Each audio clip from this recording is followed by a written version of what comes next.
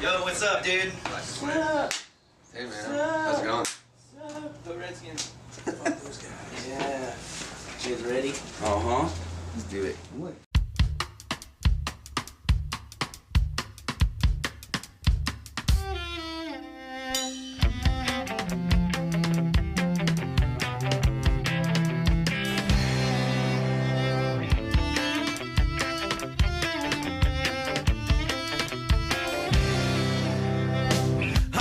Articulate things on this blank page. Now I'm starting to wonder if I'll ever act my age. I'm dreaming of big things just like I was taught to do. I'm reckless in my own way, hopeless through and through, yeah.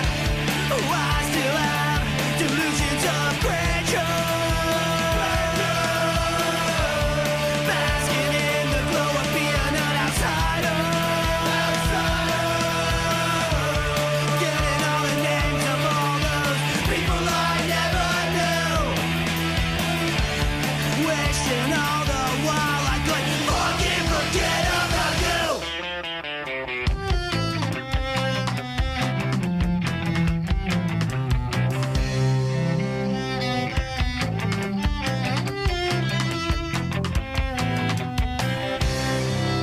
This twisted fascination, yeah, it's grinding like my teeth, and the truth hurts, so we all learn to tell lies.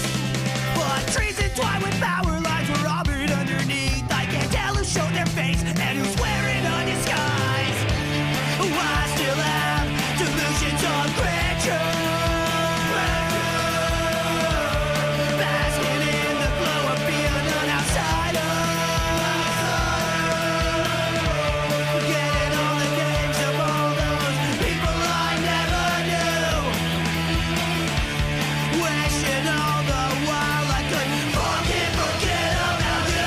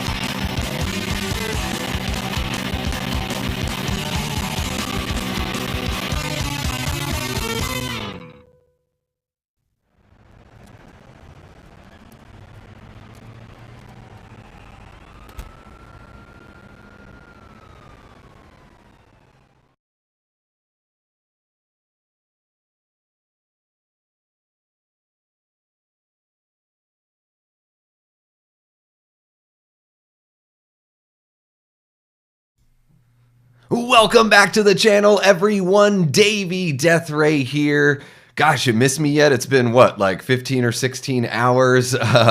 If you guys were on the stream last night while we watched Dylan's new Nightmare. So, happy Sunday, everyone, and I hope the weekend has been treating you well so far. That little video that you just saw, that's a band I played in back in Portland in my, gosh, what was it, early 30s? A band called Absent Minds. And yeah, we had a little bit of like kind of a skate punk vibe with, we had a cellist instead of like a second guitarist. So that was kind of like our little niche there, you know, heavily influenced by bands like NoFX and Bad Religion, Face to Face, all that kind of stuff. That song there was really fun to shoot a video for. And we have some songs that are a little more like ska kind of songs. So it was really fun to have kind of like the cello almost be like the horns in the ska song. So if you guys liked what you heard there, you can check it out on Spotify or on YouTube. And maybe we'll do some sort of like anniversary release, because it's funny how time flies by, and you forget how long it's been since you put out a record. But that was a really fun one. I love those guys. I miss them. And that was a record that I tracked every instrument, and then we went into a studio with those tracks and mixed it and everything like that. So it was a really fun record to be a part of. Joel, the singer and guitarist, is one of the most talented songwriters I've ever met. He's got such a unique voice. I really like unique voices in music, and a hell of a guitarist. He doesn't, on that particular song, it's more about showcasing the cello. But if you guys check out the rest of the album, Joel's guitar playing is wild. Recording those solos with him was really fun because, of course, he did all the writing and the playing, but I would sort of produce as far as, we would do multiple takes, and then I'd be like, oh, I really like this part from that take and this other part from another take. Can we do one where you sort of put those two together? So it was really fun to like kind of work on that creative process with somebody who is a far better guitarist than I've ever been or probably ever will be. Joel's got that kind of bluesy, if you're familiar with NoFX, to me, he kind of reminds me a little bit of El Jefe, just bringing that blues flavor into the punk rock, which is really, really fun. So just want to say what's up to everyone in the chat. I thought I was going to be doing this one solo because I know that Sundays are busy days for everyone. And, you guys were so great jumping in yesterday. So I can't expect to have you every single time I hop on here. But we've got Chris Snyder from Movie Misfits in the chat. What's happening, Chris? Had fun jumping in and listening to you and Danner, especially talking about your gripes with the movie theater last night. That was pretty awesome. I've been to a couple press screenings, and they kind of have ruined a regular theater experience for me. So it's the theater thing is interesting. I sort of wish that with theaters they would do like 18 plus shows or 21 plus shows, and then that way you just know that there's not going to be kids. That the people that are showing up are, it doesn't guarantee that they won't be talking or misbehaving, but at least for certain movies, you just kind of exclude a certain group from the audience that, maybe is there for more of the social aspect. We've also got Tyler in the chat. What's happening, Tyler? I still need to follow up on the messages you sent me over on Instagram. Just with this morning, I was kind of prepping for the stream today, so I haven't been able to check those out yet. And then we've got Allie. How are you doing, Allie? Thank you so much for popping in here. And we've also got... That's it, unless I'm missing somebody. Let's see. All right. Yeah, Allie, Tyler, and Chris. Happy Sunday, guys. Let's see here. Punk rock cursive. All right, that's cool. I'll take that. Yeah, a little bit of that. Every band I was in always had like something a little off kilter. Like we were never really like straight down the line. I played in a band called Danger Death Ray that was, pop punk in essence, but we played stuff anywhere from like East Coast hardcore to like West Coast Ramona clone kind of songs and everywhere in between. So it's just sort of the way I approach music from a writing standpoint is like, I want to write what I want to hear. So not always the best for the audience, I guess, but satisfying for the band nonetheless. And hey, we've got Gavin in the chat. What's happening, Gavin? Good morning or good afternoon where you are. And Chris says, I try to pop in every stream I can, even if it's just to say hi. Really loving what you're doing. Thanks, Chris. I appreciate it. And I think what you do over there on Movie Misfits kind of inspired me to just go live more often. I do like the pre-recorded stuff because it allows me to, kind of control the version of Davey that you guys see. I get to get those takes right and edit, and I do have fun editing and especially doing more like journalistic kind of things like reviews and stuff like that. I do like doing like a true review as a pre-recorded bit. So that way, it's just got better presentation. But certainly jumping on live is invigorating for the audience. It's really cool to engage with people live. So much easier than just putting it out there and hoping that people jump in the comments. So yeah, what you do over there on Movie Misfits is, maybe not like the template for what I'm doing here, but certainly inspired us to go live more often here. All right. And yeah, Chris, you guys are doing a quick little plug for Movie Misfits. You guys are doing a 420 celebration where you're going to watch Dazed and Confused. So that's pretty awesome, guys, if you haven't set your notification there. And maybe as we go into the show here, maybe there'll be a little something that we'll do here on the channel on 420 as well.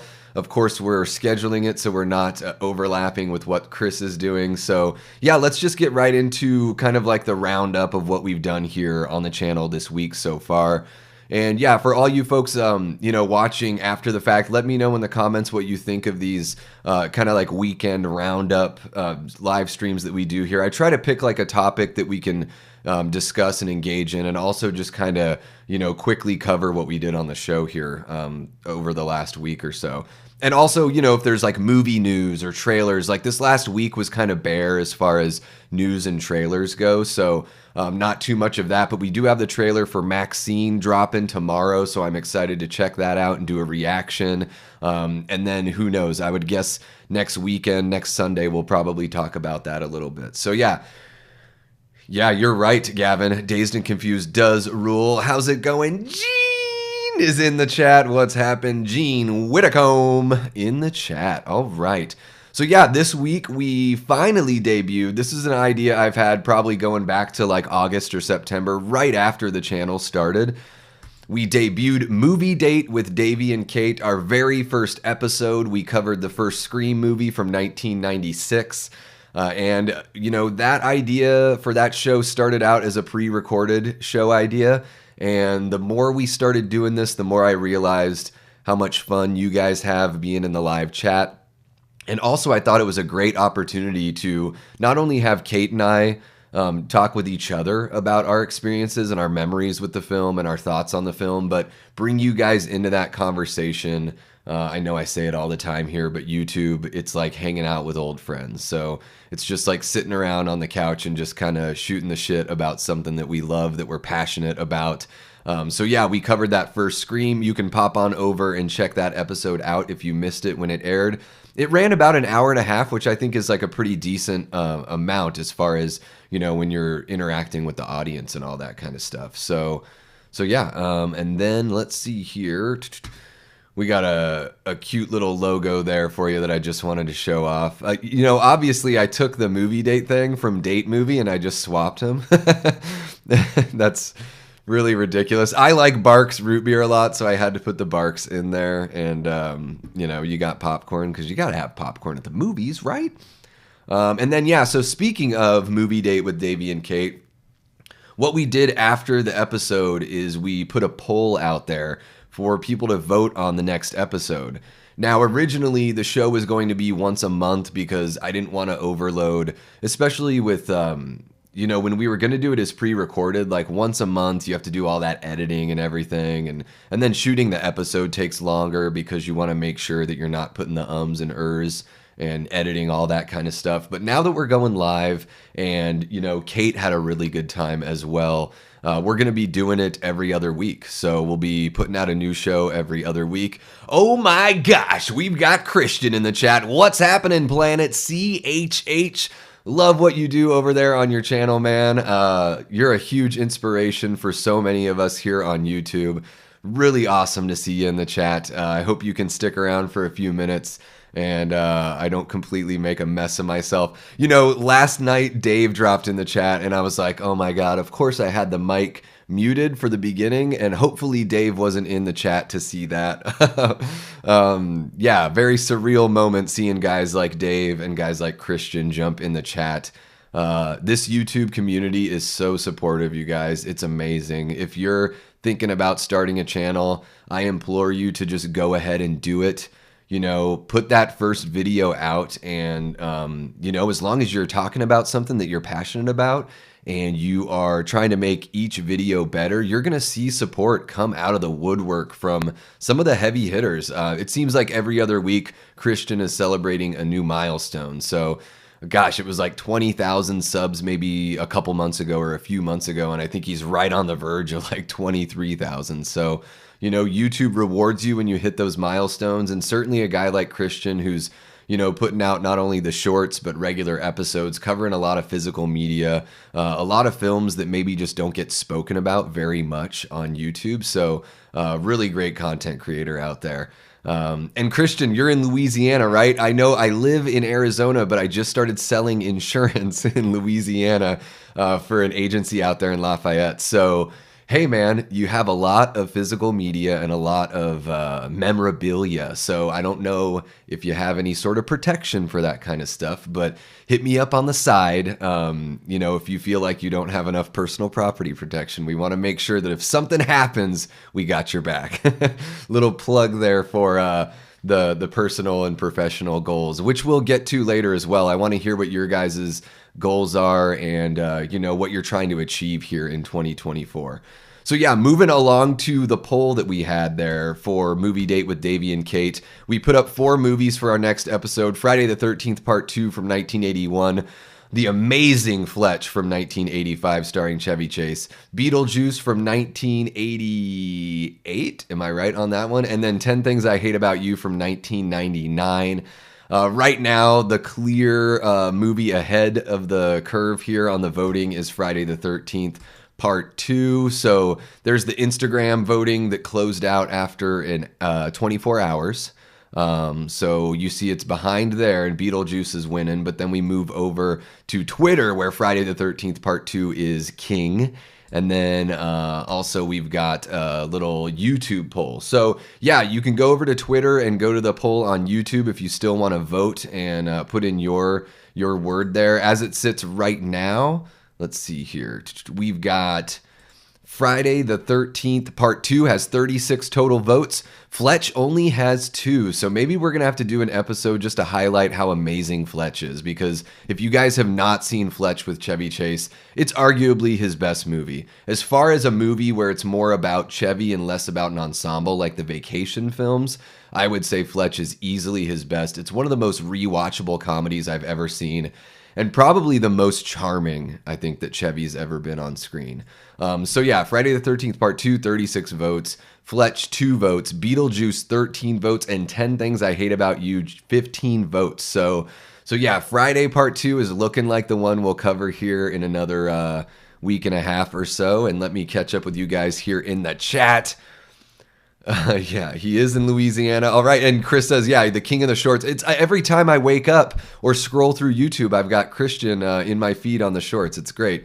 He's got a really nice voice. And I think I reached out at one point, Christian. I was like, where are you from? Are you from New York? Because he's kind of got like this East Coast accent, but it's just sort of his own unique Louisiana drawl, as I guess it would be, huh?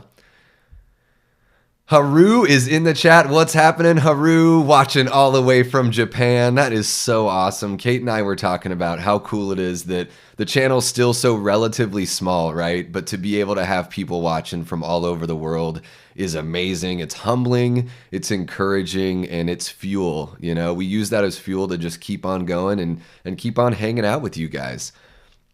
Let's see here. All right. Can't go wrong with any of those movies. I agree, Chris. Haru voted for 10 Things I Hate About You. We've also got Blu-ray Addict in the chat. Blu-ray, did you vote on the poll? Everybody let me know what they voted for. Tyler voted for 10 Things. And yeah, Chris says Fletch is super underappreciated. Yeah, Christian, Fletch only has 2 votes, which just makes me think that people haven't seen it.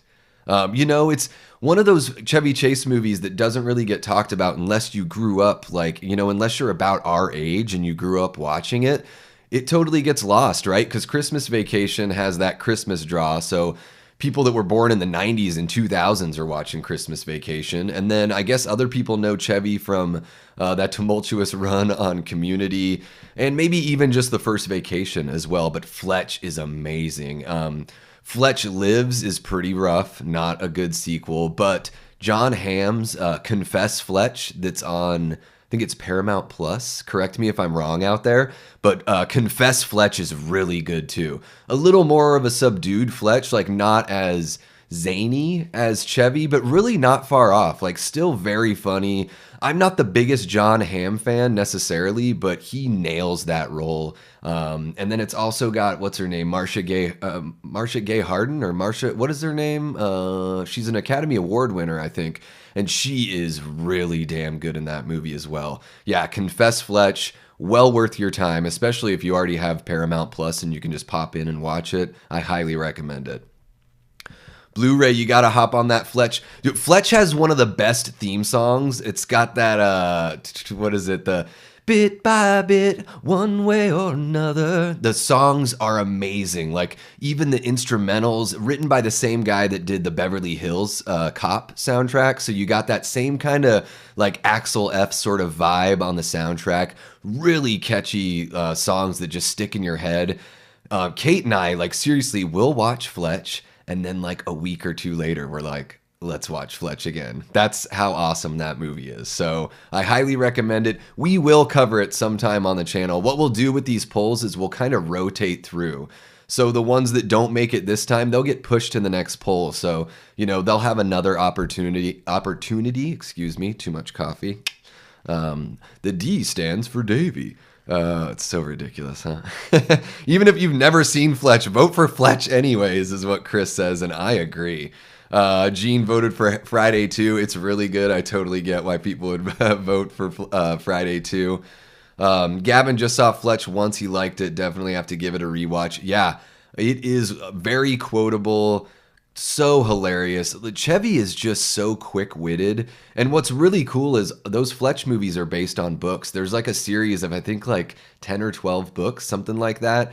And I've never read any of the books, but I should jump into those because the idea of like written comedy, that's a really tough thing to pull off. So I would imagine maybe it's more of a subdued comedy, but Fletch is a great character, and I hope we see John Hamm come back.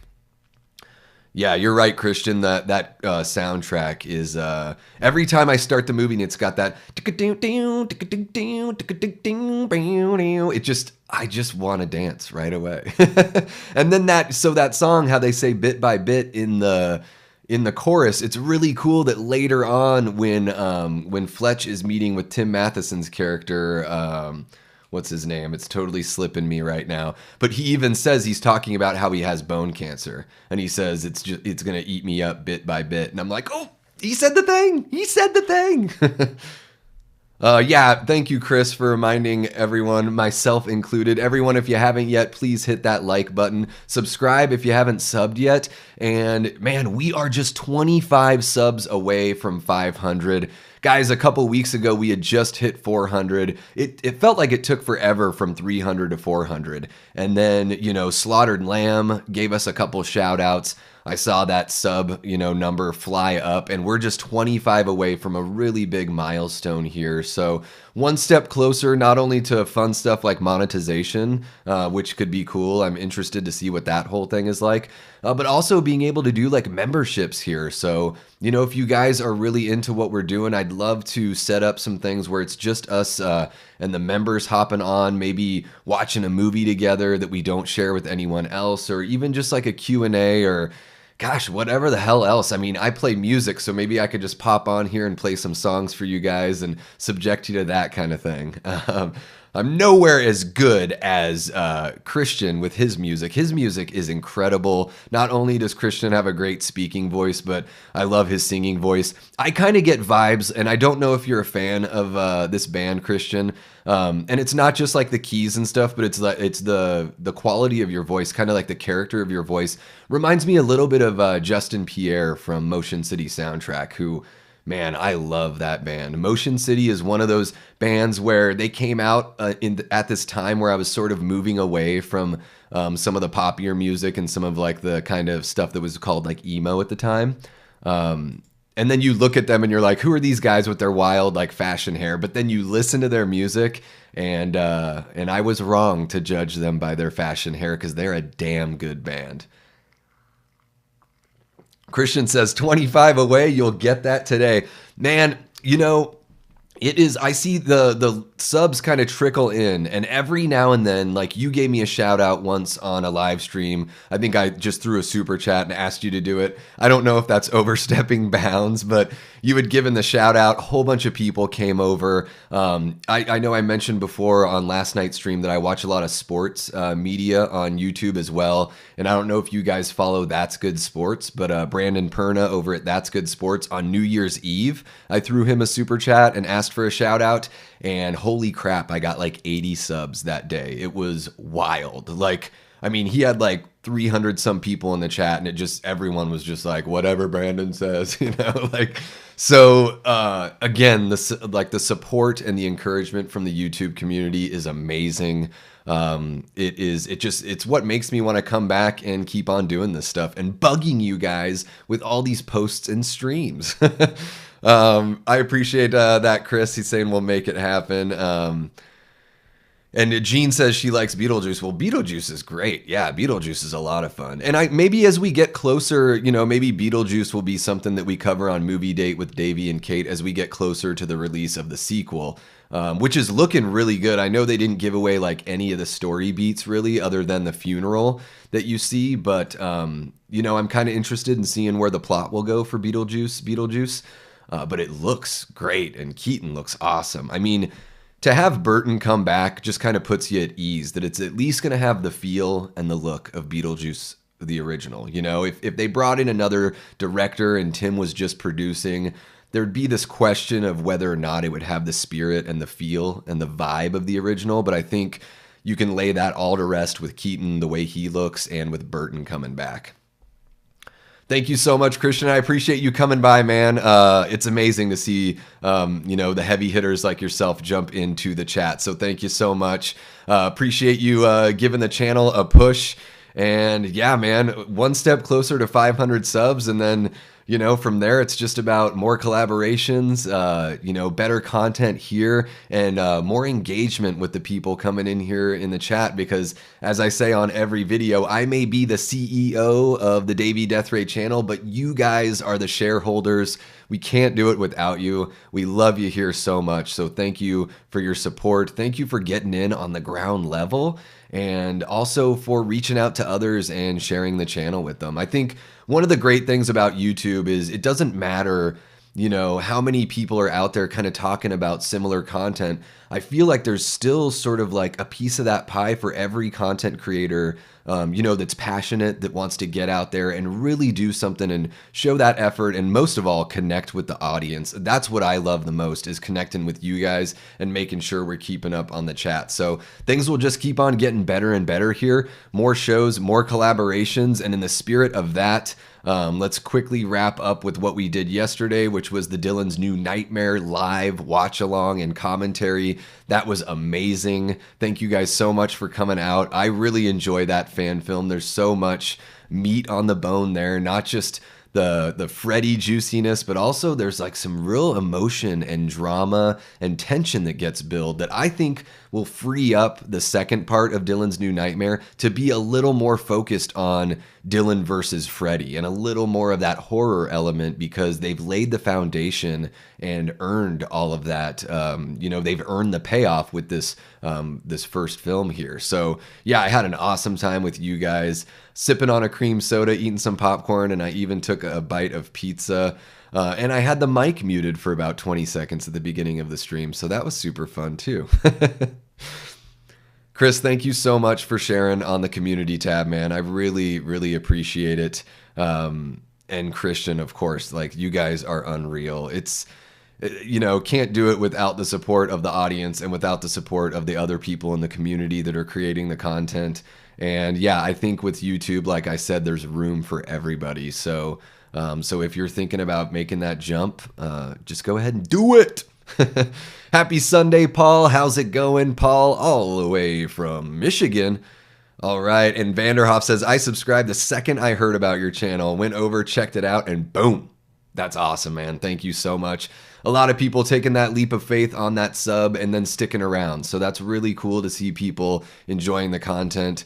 Andrew Stevens says, the grind never stops. Proud of you, bro. Keep going. Road to 500. That's right. You know, and the grind, it's true there is a grind, but it's so enjoyable. It's, doing this is kind of addicting. You know, it's like as soon as I finish a video, no joke, I pull out the computer and I'm like, okay, what's the thumbnail for the next video? And as I'm, you know, before I even shot the live watch along for Dylan's new Nightmare, I'm like, what's the next fan film that I'm going to cover on my live watch along? And just sort of like, how can I connect with you guys in the community? And then how can I connect with other creators? Like, how can we do this in a way that's sort of, I was talking to Chris from Movie Misfits about it. Like, let's build sort of like a network, you know, a whole bunch of creators with overlapping content where we, you know, collaborate and appear on each other's channels and build just this, you know, amazing amount of content, just a bank of entertainment for you guys to check out. So,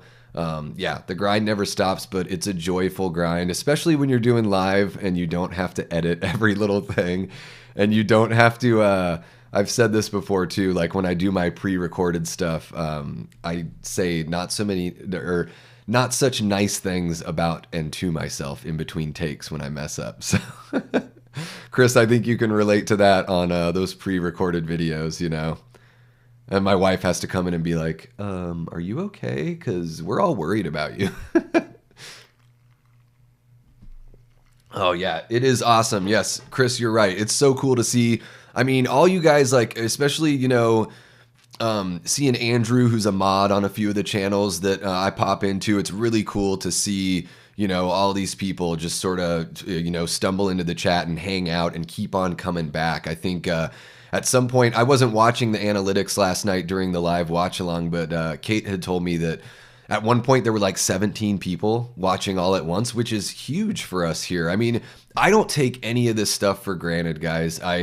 You know, over the last year or so, and we'll get into this when we talk about our goals and everything, over the last year, it's just been about like stacking little wins and showing appreciation for every little step that you take and not poo-pooing the little accomplishments, because it's the only way you're going to get, you know, you're not just going to leap, you know, to 500 subs or 1,000 subs like on 1 or 2 videos. Like the channels that do that, it's amazing and it's awesome for them. But most folks, they're going to have to put in some time. So, you know, we've been doing this since August and just kind of chipping away at it and celebrating every win along the way. So hell yeah.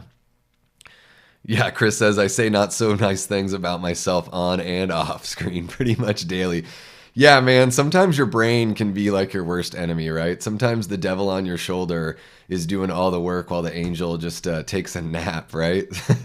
I think that's just part of like survival as a human is, you know, we're just pretty harsh on ourselves. But that's why it's important to just kind of like talk about that stuff. And I know I've said this before as well, but, you know, doing... you know, creating content and just being creative in general is so vital for my mental health. I don't know about you guys.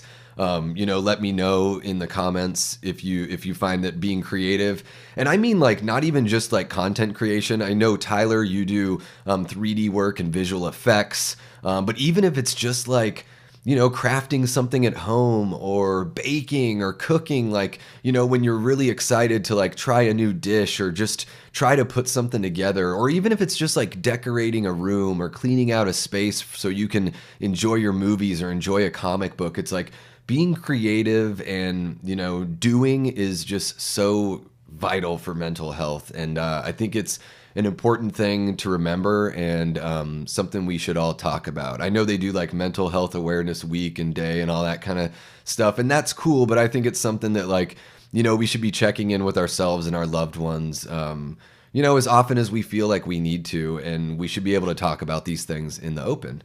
Not only talk about them when, you know, when we're feeling down. I think it's important to also talk about the good, because I think when you talk about the steps that you take for positive mental health, those are reminders that get planted in your head for the next time you have a tough moment, that you remember the good easier. And then it just does, it's not as daunting to get over, right? So yeah, I think that's all really important stuff. You know, we all deal with dark thoughts to varying degrees, and anyone that tells you they don't is a liar. And they're just, I don't know how they deal. Anyways, enough about that.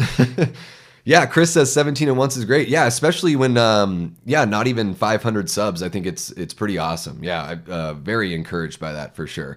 So yeah, let's hop into a couple things that we have coming up on the channel, and then we'll get into like goals and all that kind of stuff. So yeah, guys, coming up next Saturday, we've got the first episode of Movie Punks. My bud falls right in, and terrible Cockney accent. Excuse me, I burped. My buddy Foz Rotten and I are going to be covering, once a month, we'll be covering a movie that's got kind of like some sort of punk rock edge, or just sort of like a different kind of edge to it. So for our very first episode, we are going to be covering Night of the Demons 2, which is having its 30th birthday next week, or actually on the 15th. So we're going to do our episode on the 13th. That is Saturday. I believe we're going to go on at 8 p.m. Eastern. Foz is out in West Virginia, and I'm out in Arizona. So I always try to go with those Eastern times because I think a lot of you guys are, in that time zone, or at least later than we are out here on the Pacific time zone. So let's see here. I make homemade tombstones. I did the one for the Slaughtered Lamb and a whole bunch of other YouTube channels. That's awesome, Vanderhoff. And I think, did I see some of your stuff that you had sent Lee over on Drum Dums when he did like his drum box, like the mail? Was that you that had sent him some stuff? Let me know in the chat. That tombstone, that TSL tombstone is awesome, man. Well, hey, maybe the channel can be good enough and earn a little tombstone from you somewhere down the line. That would be incredible. Yeah, it's really cool. You're right, Chris. What's your PC specs? Different topic. PC spec. Oh, just like what kind of computer do I use? Ooh, gosh. So I use a Razer, and I don't even know like what model of. It's a laptop, so I'd love to upgrade the computer setup here at some point too. And be able to have bigger monitors so it's easier for me to follow the chat and I don't have to follow on a separate computer over here. SLC Punk is on that list, Chris. In fact, SLC Punk has an anniversary coming up this month too, and we were like a little back and forth of should we do SLC Punk or Night of the Demons 2, and Foz was like, man, let's do SLC Punk for like our 1 year anniversary. Kind of like let's get the show rolling and get the format down, and because that movie is so special and so amazing that we want to make sure that we really do it justice. So yeah, next April we'll probably do SLC Punk. That's definitely a favorite of both of ours there. Tyler says, bought a new house and I'm turning the garage into a maker space. Gonna get into 3D printing, and my kids want to get into diorama/craft making. And I'd love to get into animatronics and practical stuff. That is awesome, Tyler. Yeah, we need more animatronics and practical effects. I know they're a little more expensive, but I think they just look so much better. And I think you can use CG to enhance them. So I think the really cool thing is start with practical, let that be the foundation. And then, I still think there's room for CG. I think all of those have their time and their space, right? So even if it's just like, increasing or enhancing the color or adding some gore or adding some sort of effect or whatever, I think it's, well worth it. Let's see here. Vanderhoff, at first I thought you were referring to the wrestling pile driver move. That's hilarious. Gavin says your numbers add up. You can tell when people buy subs and they have 100K subscribers and their live chats have 5 people. Yeah, I think that I'm always going to try to do right by you guys, and I'm not into... pay for play is not really my thing. I want to earn every bit of what we have, and I fully plan on continuing to earn it. I didn't get involved in YouTube because I thought it would be easy money, or that like it would replace my job immediately or anything like that. I mean, that's obviously a dream for way down the line. That would be amazing. That's, I think, what every content creator wants to do eventually. But really, I think, like, I don't even think so much about like, oh, how cool would it be to not have a job? I think, how cool would it be to spend 8 to 10 hours every single day doing this for you guys, and doing pre-recorded bits and jumping into live streams and having like the content creation and like the relationship that I have with you guys become a full-time job. I think it would be absolutely amazing. I don't expect for it to come quick, and I don't expect for it to be easy, certainly. So yeah, we'll just keep on grinding, like Andrew said earlier, and Come what may, as they say. Let's see here. Jim Ross will forever be the greatest wrestler.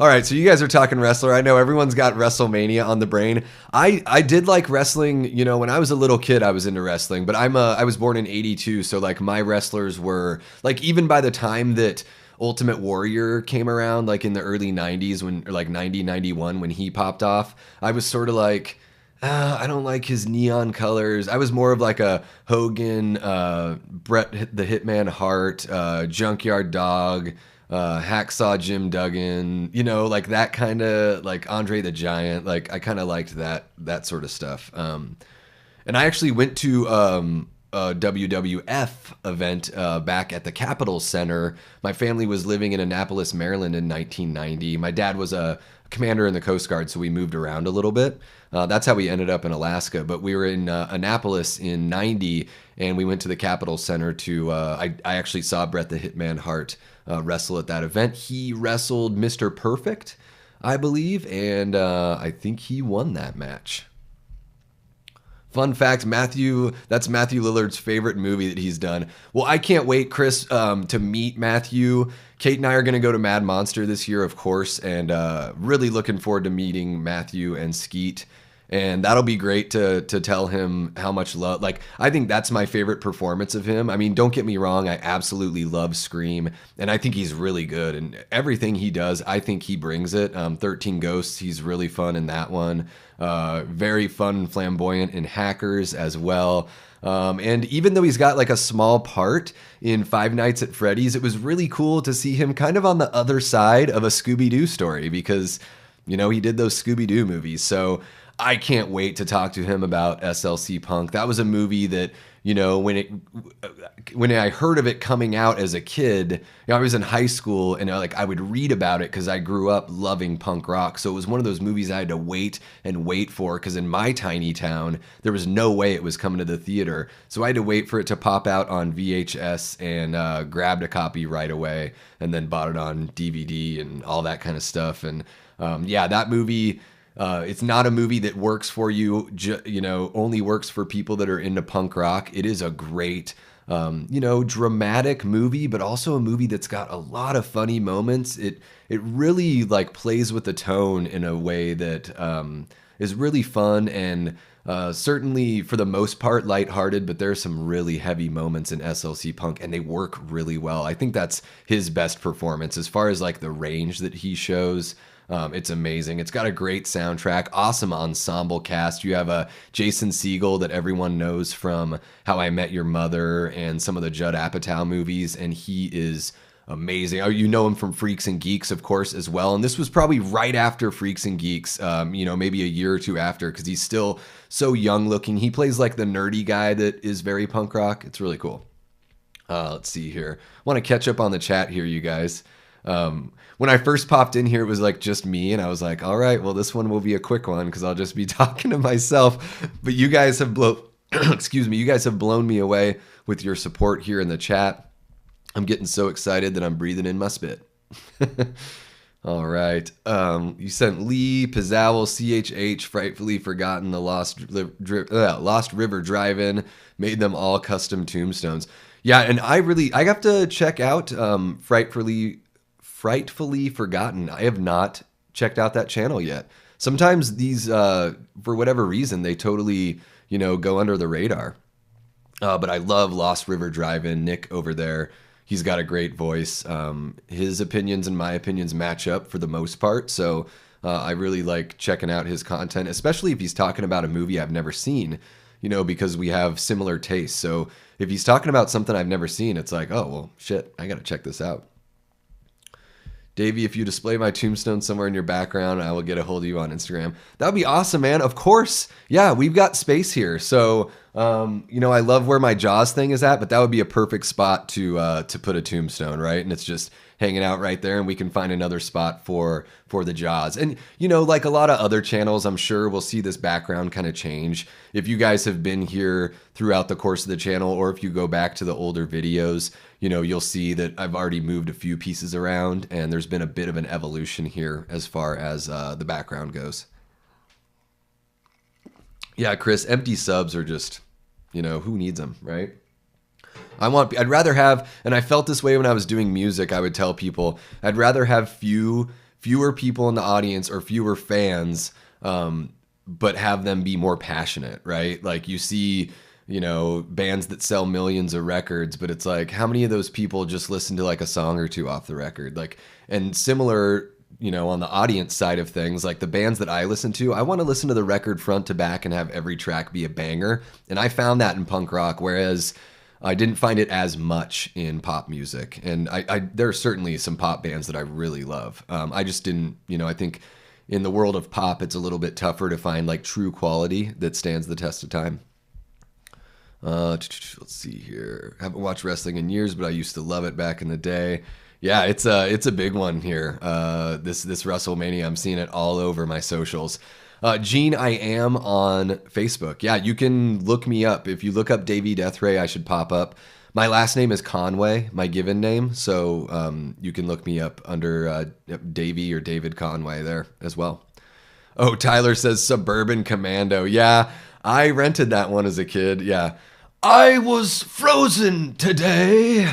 One of the best line deliveries by Christopher Lloyd of all time. It's right up there with his best Doc Brown lines ever. So glad Mark's career survived that. Oh, yeah. Yeah, it is Suburban Commando is good stuff there. All right, Gavin, have fun with your afternoon workout while I watch the stream. Call me a sissy boy. I need to get motivated. Hey, man, that's cool. As long as, you know what I do is I work remotely from home, and I'm calling people all day trying to sell insurance. So I actually, you know, I have got some dumbbells here, and I do like some, you know, free weight exercises while I work. So that's how I get my workout in. I'm no way, you know, in no way am I like bulked up, but I'm certainly trying to tone what I have and get in a better shape. Yeah. Wawa for life sign. Oh my gosh. That is the most Philly shit anyone's ever seen, right? That's hilarious. All right, guys. And let's see what else we've got cooking here. Almost buried the lead there. So I mentioned to you guys that Barry from Wolfman's Got Nards and I are going to work on a video together. We've got a collaboration that's in the works. I think it's going to drop sometime in May. Speaking of May collaborations, Chris Snyder from Movie Misfits there in the chat, we are doing an Indiana Jones retrospective on the entire franchise. That's going to be May 12th. So that's Saturday, May 12th, right, Chris? It's a Saturday, if I'm right. Sunday, May 12th. All right. So tune into that. I'm sure we'll probably get, I would imagine within the next week or two, we'll have, you know, something on Chris's page where you can set the notification for that. So we'll be sharing it in our socials once we've got that ready to share. And yeah, Barry and I, hopefully Barry is cool with me sharing this. Because he had put something on socials that was like, hey, I'm going on vacation for a couple weeks. Let me know if anyone that you know would like to collaborate on something. So I was like, right here, I want to collab on something.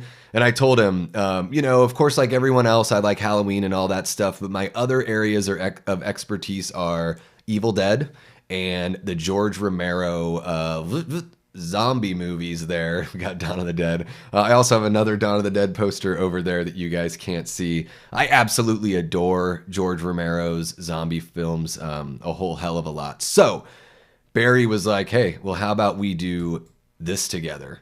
So Barry and I are going to do our top 10 zombie movies. I'm not looking at his list. He's not looking at my list. We're going to put them together separately. We're going to do this video as a pre-recorded video. It'll be a really cool chance to just kind of get to know him a bit. Barry's always been really good about interacting in the comments section. I'm sure any of you guys that are you know, are followers of him or fans of his, and you've put something in the comments, he's really good at you know, like responding to that engagement. So I feel like I've kind of gotten to know Barry a little bit throughout the years of fandom and following his page. But it'll be really cool just to kind of get to shoot the shit a little bit, put together this really fun list. Zombie movies are that's one of my favorite subgenres of horror. And I feel like you can say so much with a zombie movie that you can't necessarily say with a slasher. You know, certain slashers are certainly able to, you know, kind of have a point or a little bit of a message. But I think that zombie films lend themselves so much better to social commentary, obviously, especially when George Romero is making them. And, you know, I like subtlety when it comes to commentary more than getting hit over the head with it. George had a little bit of trouble with that later on in his career, but he is the godfather of the genre, and love his films. Even outside of his zombie films, I love a lot of what George did. If you guys like vampire movies and you've never seen Martin from was it 77? I can't remember if it was before or after Dawn. So it might have been 79 after Dawn came out. So, yeah, and speaking of Dawn of the Dead, well, let's just say that movie punks might be putting a little something together for Dawn of the Dead as well, where it'll just be focusing on that film as we celebrate a pretty big anniversary this year. So yeah, guys, now that we've kind of touched on what the channel has done this last week and what we're planning to do here in the coming weeks, let's talk about some goals. Let me know in the chat, you know, now you don't have, it's not like you have to share. I'm not going to force you. But hey, what's happening, Barry? Hopefully you're cool with me sharing that. I was like, you know what? Instead of just talking about it, I want to at least like, you know, flash that thumbnail there just so everyone has a better idea of what we're going to do together. Really looking forward to putting that video together with you as well. And yeah, guys, so goals for 2024. Now, we just entered the second quarter of the year now that we're in April, and I'm interested to know what you guys have as, you know, personal, professional, even creative goals. We've kind of touched a little bit on that. You know, Tyler was saying earlier that he just recently bought a house and he's converting, you know, some of the space into a creative space for himself and his kids that are getting into, you know, being creative and, you know, building things with their hands, right? And also, and even the 3D printing and stuff, which is really cool, like, you know, to have that kind of shop space to do that. And so, yeah, I mean, I guess I can get the ball rolling. Let's see here. 30 Days of Night is a great vampire movie. Yeah, Paul. 30 Days of Night is one of those, everyone always brings it up to me because I grew up in Alaska. So, like, one of the first questions, you know, when you grew up in a place like that, that's kind of like a mystery, and it has like this, there is an air of mystique around a place like Alaska. It seems exotic, even for people that live in the, you know, we call it the lower 48 of the United States. You know, it's one of those things where when people meet you, they're like, is that where it's like dark for half the year? Or is it like that movie 30 Days of Night? Like, everyone's always saying that. And you know, where I grew up, it's all varying degrees, right? So I grew up in Juneau, which is like, if you look at Alaska, Juneau's like about right there in the southeast. So, and then Seattle's like 1,000 miles south, right? And Alaska's friggin' massive. So yeah, 30 Days of Night takes place like way up north in like the Barrow kind of area. So that's where they do have that like 2 months of darkness, then the sun comes up and then it goes back down for like another 2 months. It's friggin' crazy. And then they have the opposite. No one ever thinks about that. It's the opposite in the summer. So imagine living through the summer and you could literally go out at 2 a.m. and read a book with the sunlight. Like, that's friggin' crazy. So even though I grew up in the state, I can't even wrap my mind around that like sunlight effect, because where I grew up, it was like, you know, dark from like midnight to 3 a.m. and then the sun would kind of start coming up again. But you know, maybe by like 4 a.m. you could go outside and read a book. It wouldn't be like, you know, beaming sun, but it would be close enough, you know. Wolfman says 100,000 and play button is my goal. Hell yeah, Barry. Yeah, man, you are killing it. What, you've passed 76,000. You're probably well on your way to 77,000. I wish I remember where you were at when I first started watching your channel. And even, you know, sometimes when I think about like, how long have I been watching this person create? I can kind of get lost in trying to remember that. It's easy for me to remember with Dave McCrae because I didn't start watching him until right before Halloween 2018, so I know I started watching him in 2017 when he was doing all that news to lead up. But yeah, Barry, I know I've said this in comments before, but you know, right away your personality and your knowledge like hit me immediately, and And it's funny how much shit you get for your accent because I've never had a tough time understanding you. I actually enjoy the accent. I think different accents are kind of cool. I don't know. Maybe I'm unique in that. Let me know in the chat, guys. Do you guys like hearing people speak differently than what you're used to hearing? I kind of like it. And like to me, it's just another thing that can be celebrated is the, you know, how different we can be in certain ways, but how, you know, the commonalities we can still have regardless of where we're living or how we talk. And I have to tell you this, Barry, I just saw an SNL skit that I had never seen before. It's with James McAvoy, and it's like a air traffic control thing where these people, these like influencers, the pilots on their plane have like passed out, and these influencers are trying to land the plane, and they're close to Scotland, so they get Scotland air traffic control, and it's like James McAvoy using all of this like, you know, not only his thick accent, but like a bunch of Scottish slang. And it's hilarious because they can't understand anything he's saying. I immediately thought of you. Yeah, looking forward to doing that video with you, man. Yeah, I think my favorite thing about the Scottish accent is sometimes how an R can sort of sound like an L to an American person. Like when you say like, oh, it's great, you know, or like, welcome back to the channel. My name is Barry. Like there's a little bit of that L in there. It's a really cool, I like that, you know? And yeah, what can I say? I'm just sort of a nerd for all that kind of stuff. For real, you and James McAvoy used to work together? Do you work in film? I guess that whatever. I guess we can talk about that when we do our video. Cause I don't even know, you know, it's interesting to sort of find out what YouTubers do for a living. And I don't want to get like too private or anything like that. Welcome back, Allie.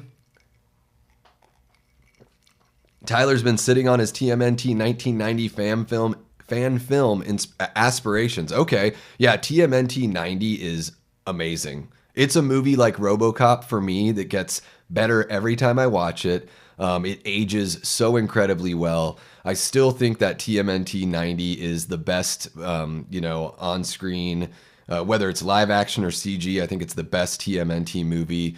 And it's a really great marriage of some of the silliness and the childlike aspects of the cartoon, but with that like more serious tone from the comics brought in. And, you know, explicitly they bring like certain, you know, scenes and issues from the comic to life in that film. I really love Raphael's character arc.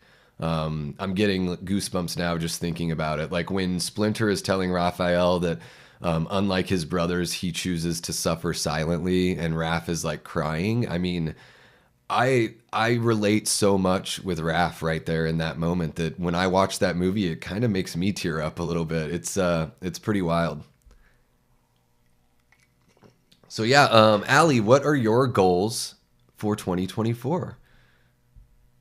I've seen the Rangers win the Stanley Cup. The last time they won it was 94. So was that one of your goals, Gene? You want to see the Rangers win the cup?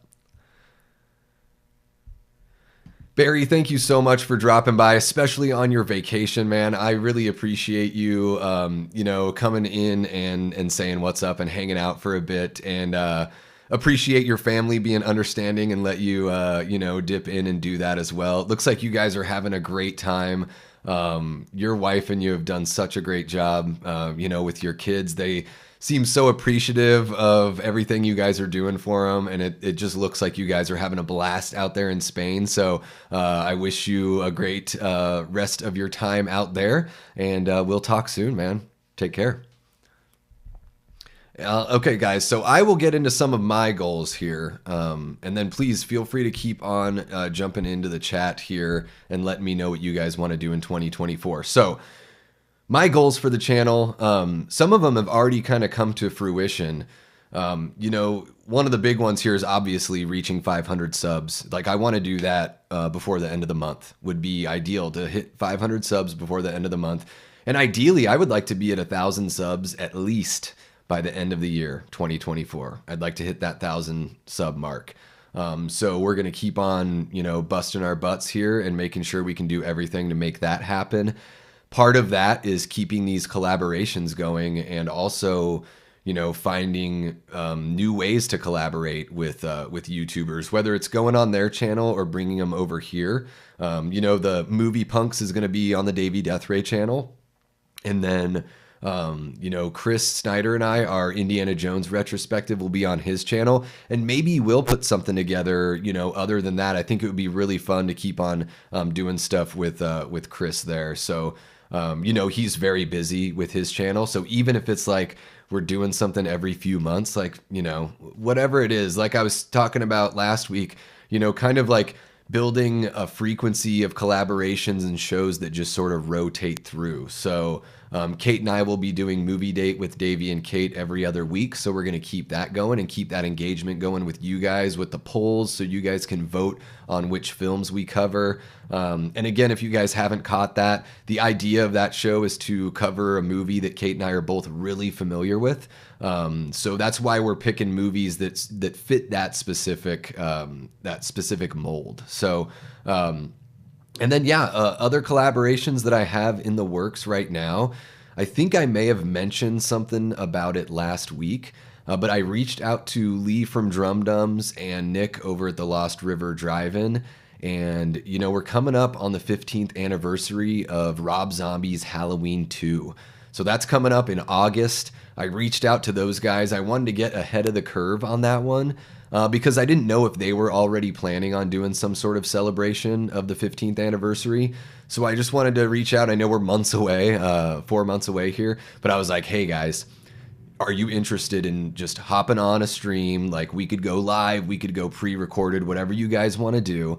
And we can talk about our initial feelings, our memories, how our opinions changed, how they strengthened for a film that we all really love. And you don't see that much love for Rob Zombie's Halloween 2. It certainly does have its audience, right? Like, of course there are people that really like the film, but by and large, I think a lot of people prefer his remake to Halloween 2. And I see a lot of people that put Halloween 2 towards the end of the list. Like, the people that don't like Halloween Ends probably don't like Halloween 2, and it's at the end of the list right there with Resurrection, which I think is way off. But, we all have our different tastes and our different opinions, and everyone's opinion is, pretty valid to a varying degree, I would say. I think the most important thing, and I've mentioned this before, is to not only have an opinion, but to be able to articulate why you have that opinion. At least to me, that makes me give your opinion more credence if you're able to explain the pros and cons of a film and why you rank it where you do or why you dislike it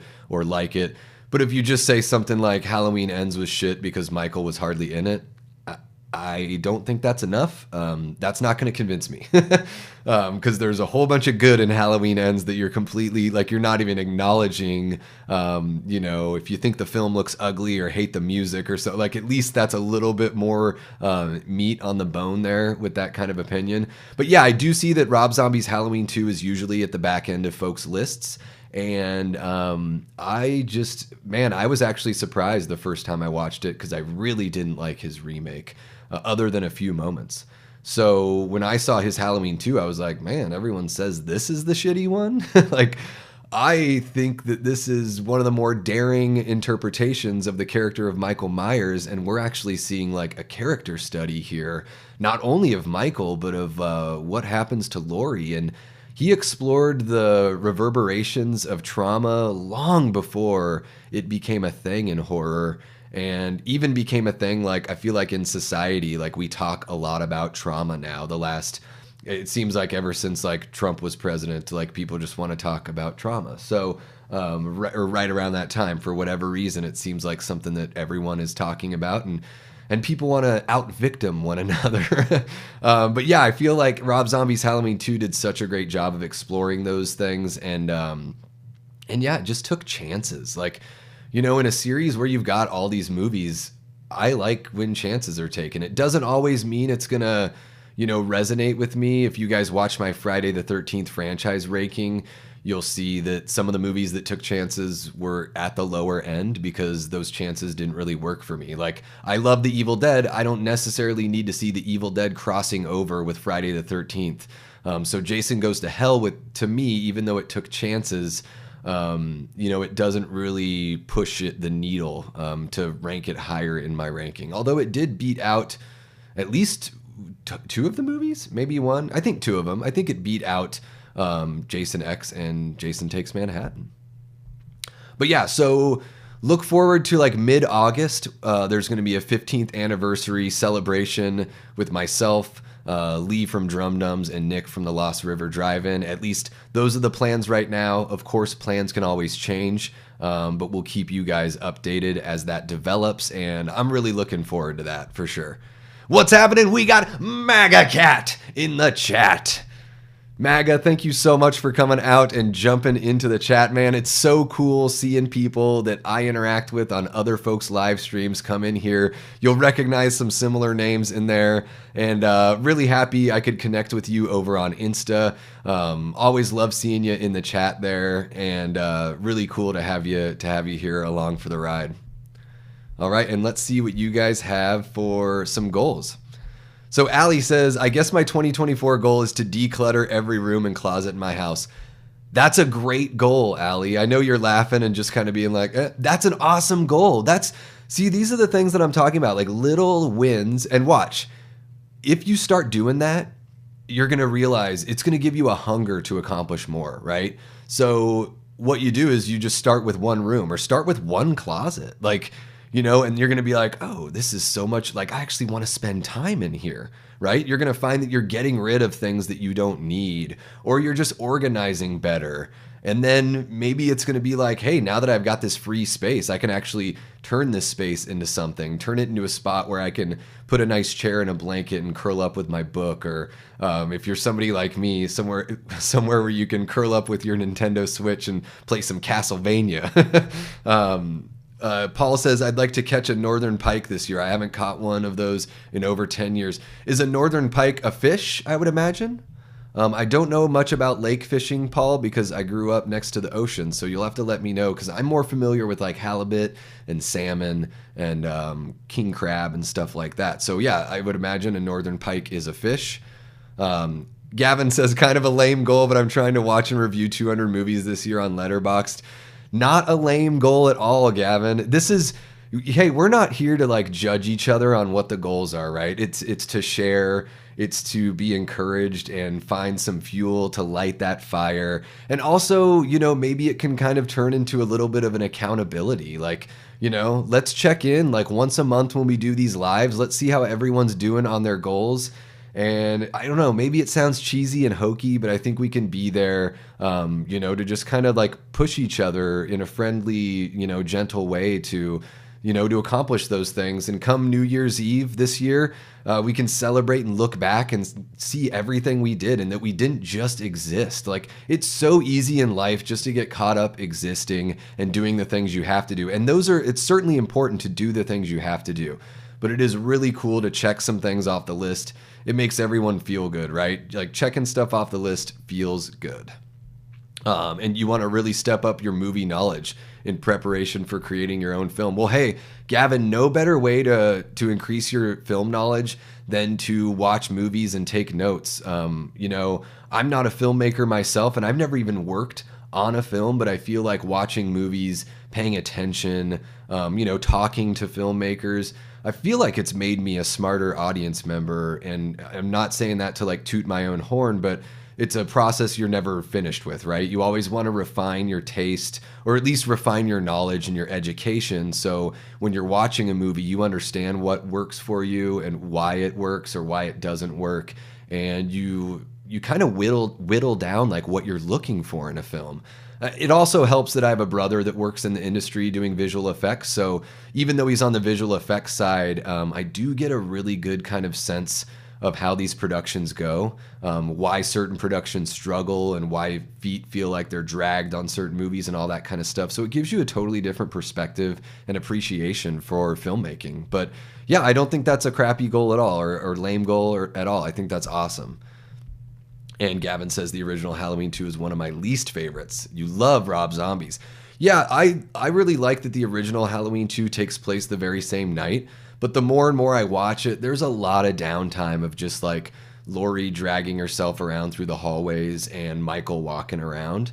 It was the first Halloween movie I saw, though, on television on the USA Network back when I was a kid. So I do have a soft spot for it, and it's got some great moments. But as the years go on, yeah, the original Halloween 2 for me does kind of lose its luster, and it has been kind of falling down the list. I still think Halloween 2018 is probably my favorite sequel, so don't hate me for that. Let's see here. Tyler Adams found a guy to play Donnie similar to Corey Feldman, so he's got a similar voice. Awesome, man. Hell yeah. Keep pushing for that TMNT 1990. And like maybe the goal for 2024 can be like a proof of concept, like 5 minutes or 3 minutes that just show what you can do and can garner some interest, right? While you're talking about that, my brother who does visual effects, we're working on an idea called Dead Winter, and it's a zombie story in the vein of an old Romero kind of story. So my story takes place in Southeast Alaska because where I grew up, it's isolated. You can't drive out, you have to fly or take a boat. So in the zombie apocalypse of my hometown of Juneau, Alaska, as long as they cut off air traffic and water traffic once the apocalypse, kicks off, seemingly they would be able to live a normal life, right? So that's kind of how the story starts, is like this place that they know that the whole rest of the world has gone to shit, but they can still sort of operate in a normal fashion. Now, of course, the government has tightened their grip. The military has tightened their grip along with the government. So you kind of get that Day of the Dead feel, which I love Day of the Dead. So a little bit of that controlling aspect feel. And, what we know about zombies is, since they're not alive, water, they can walk through water, they can hike through mountains, frostbite doesn't matter. So at some point, right, one of these zombies is going to find their way to this town. And maybe not just one, but maybe a whole bunch of them are slowly closing in on this place that doesn't even see it coming. So there's also going to be a little bit of that Jaws element of like, the government not wanting to believe that it's something that's happening. They don't want to cause a panic or anything like that. And in the George Romero kind of vein, we're going to have our core group of characters that are, really trying to make heads or tails with which way they should go. And another important aspect of the story to me is, Native Alaskan culture is very rich. It's a beautiful culture. Most of the people that I grew up around, I would say it's like, of course, there's plenty of white people, as there are everywhere in America, but there's a huge native population in Southeast Alaska. And I would really like to work in that element in a subtle way that feels properly motivated, as we all know, that makes it to where maybe the way to survive something like a zombie apocalypse is that kind of return to earth, a little bit more of that simple native style of living, that maybe that's the way to, we just got too big for our britches and then boom, the bubble popped and the, zombies everywhere. So not to give too much away, I feel like I've already said enough, but we are working on that. And let me know in the chat if you guys think I should message Vincent DeSanti about that story. I don't know how Vince feels about zombie stories, but I do think that if you brought him a good enough idea in that horror kind of world, you could get his attention. So yeah, my brother and I are working on a proof of concept, like an opening scene, and I'm really excited to, to jump back into storytelling. I love writing, so it'll be cool to see that going here. And I need to catch up on the chat here. You guys are flying through. Ronnie from All the Good Names Are Taken podcast has no goals. No goals, no assists.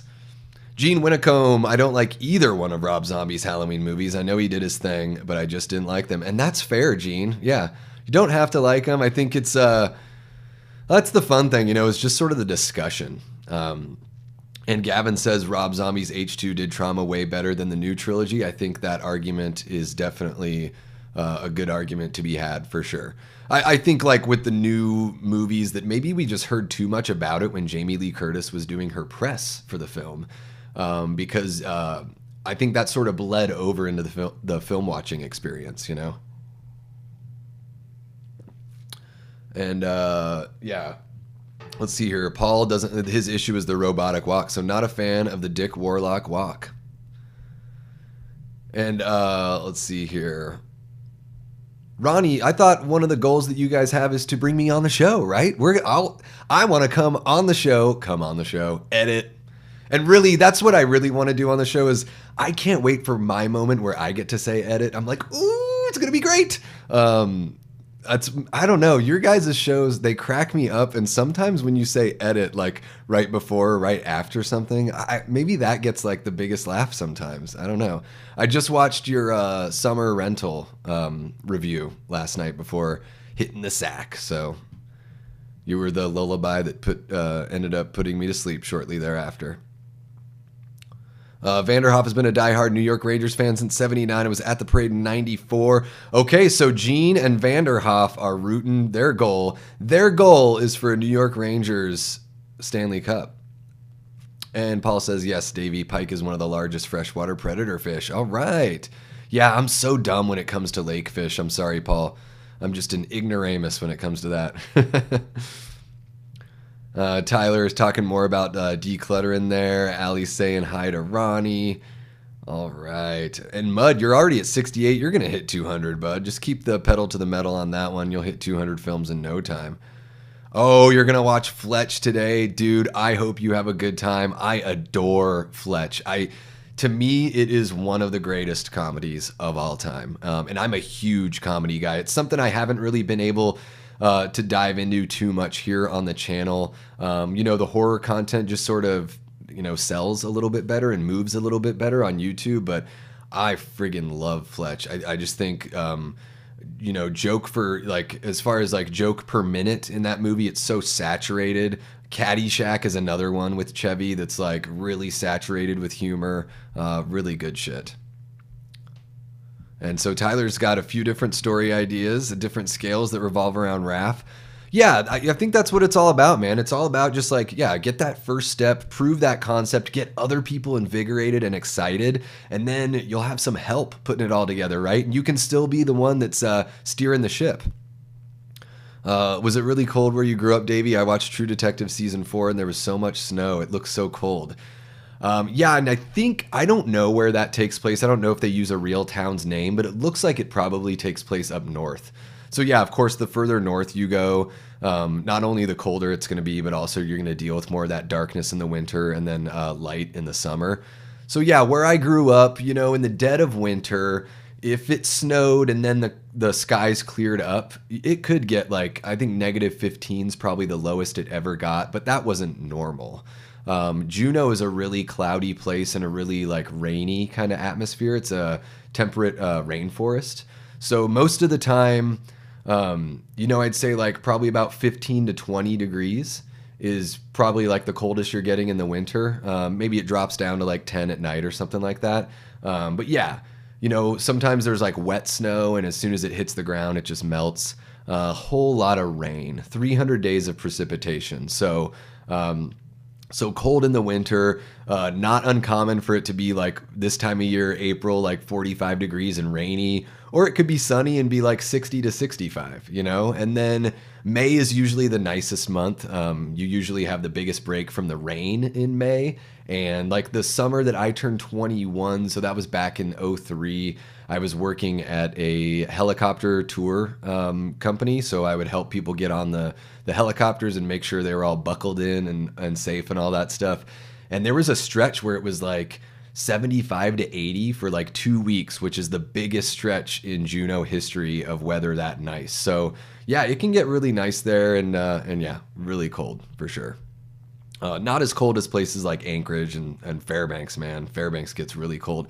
I would imagine that True Detective, they probably set that somewhere around the Fairbanks area because that's the big city that's cold. Fairbanks has got probably about 60,000 people. It's the second biggest city in the state.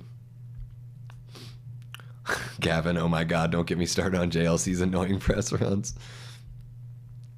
I've never heard of Rise Again by Ben Tripp. I'll have to check that one out, Tyler. Can you send that in a DM to me just so I don't forget? And Ronnie knows what's up. Fletch is awesome. Yeah, if you guys have not checked out All the Good Names Are Taken podcast, go check it out. I would imagine most of you already sub, but go check it out. Give them a sub, especially if you're into or you grew up in the 80s. Like if you're into those movies or you grew up or you have like older siblings that got you into that kind of stuff. It's a real awesome nostalgia trip back to that time. A whole bunch of great Friday the 13th content. They're going every Friday until we get a new movie, which... damn, dude, you guys are going to be doing that for a while, judging from the news that we just got about Sean S. Cunningham trying to once again put the kibosh on the video game. Last time it was Victor Miller that did it, and now Sean gets to play the victim. So I guess Victor Miller's kind of like the Jason and Sean's being the Roy right now. God, man, it's really frustrating with the Friday the 13th franchise. If only they knew how much money they could make if they just put out a damn movie. It wouldn't even have to be that great, and it would make a bunch of money, right? All right, so Paul, his other goal is to get his truck washed. I think you can do it in 2024, Paul. Earthquakes can be bad in Alaska. Yeah, Paul, they can. You know, where I grew up, you're right on that San Andreas. You're just at the top of that fault line. Nothing like too major, at least, you know, in my lifetime. But yeah, they had that big one back in 64. And that hit, I think that was Valdez. It pretty much wiped Valdez off the map. In fact, so the earthquake hit, if you watch video of that, you'll see like the road was moving like a wave. And then a tsunami came and wiped out the town of Valdez. And so there's a town called Valdez now, but it's in a different spot. So they just essentially moved the town. It's kind of like they moved Springfield in The Simpsons. Something's done it.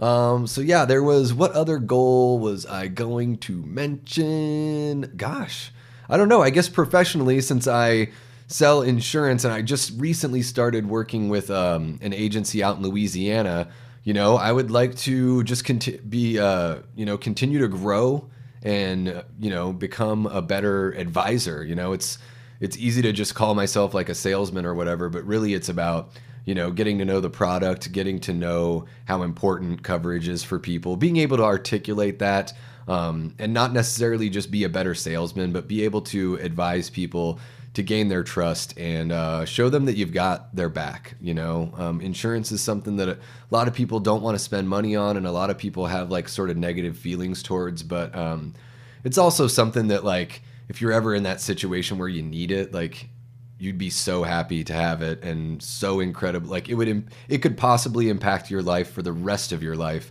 if you don't have good insurance and you get in a mix where you really need it. So don't want to, you know, harp on that too much, but certainly in my professional life, I would like to get better, continue to grow, make more money so I can, you know, put that money, invest that money into the channel here and make better shows for you guys, and you know, be able to do some more extracurricular activities that we could share here on the channel. Like, so when we go to Mad Monster, being able to invest in independent artists and their work, you know, being able to have interactions with people like Matthew Lillard and Skeet Ulrich, and maybe even, you know, get to talk with them and, you know, record it for something like the channel, you know. Those are sort of like the things that the professional goals can kind of open up as we move forward. So, and it's a little bit of a combination of not just the professional, but then also the creative side as well. Dead of Night by Jonathan Mayberry is a really good zombie novel. Yeah, man, shoot me some of these titles, because reading is not my strongest suit. Reading kind of puts me to sleep a lot of the times. But if it's something with zombies, I'm into it. Like, I've got the Zombie Survival Guide and all that kind of stuff. I haven't read World War Z yet. The Zombie Survival Guide kind of works a little bit better for me as far as, like, you know, it's like a comedy book. It's pretty funny stuff. Just Googled and it said the town was fake and they called it Enos. Enos or Ennis? There once was a man named Enos. Filmed in Iceland. Yeah. Yeah, it's probably cheaper to film in Iceland, which is probably why they did that. And also, maybe Alaska is just not as icy as they had hoped, but that's the perception. You know, the movie magic lies about Alaska all the time. For example, you guys have all seen Lord of the Rings, right? So Lord of the, like, what New Zealand looks like in Lord of the Rings is a lot of what it looks like in my hometown. So Juneau, to me, it's got that lush green look, evergreen trees, just mountainous, water everywhere. One of the most beautiful places. I mean, I feel so fortunate that I grew up in a place that's that beautiful. Even though there wasn't much to do in a small town like that, it was still great to grow up there. The rage of the roaring thunder evokes feelings of traumatic challenges. Is that something that Jamie Lee Curtis said while on the warpath for Halloween 2018? We got Haru still in the chat dancing along. Haru, do you have any goals for 2024? Something that you want to accomplish or at least get started before the end of the year? Let us know in the chat. Thunderstorm is trauma. So yeah, guys, trying to think of more goals here. I think I pretty much covered, everything that we want to accomplish here on the channel. Certainly we want to just keep on growing and more collaborations, more frequency of vids for you guys. Another thing that I'm going to be continuing to do, I've mentioned it a few times here on the channel, but last April I started this new kind of journey. So last April I decided I was going to start working out a bit. I was going to cut out eating as much candy as I usually do. Now, of course, from time to time, I still cheat a little bit.